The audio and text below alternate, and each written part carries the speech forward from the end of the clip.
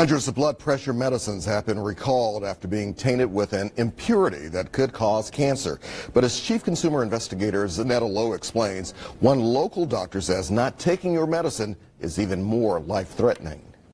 Valsartan is a medicine used to treat high blood pressure, and so much of it has been recalled over the past 6 months. The Food and Drug Administration keeps a running list of products affected and those that aren't. In addition to Valsartan, certain lots of Losartan and Irbesartan have been pulled. It's all because the drugs contain trace amounts of a chemical that could cause cancer.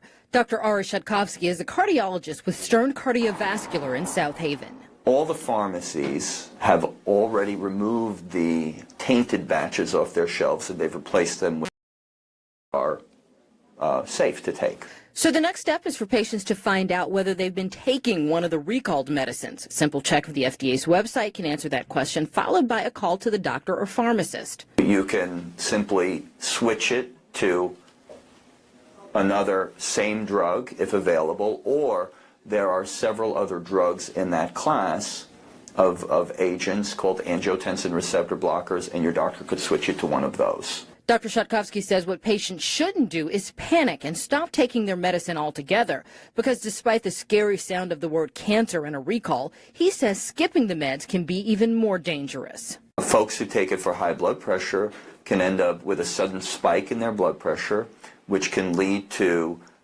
increasing the risk of stroke, heart attack, congestive heart failure, damage to the kidneys.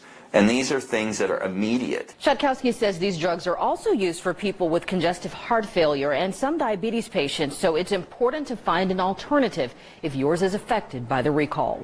Zanetta Lowe, WREG, News Channel 3.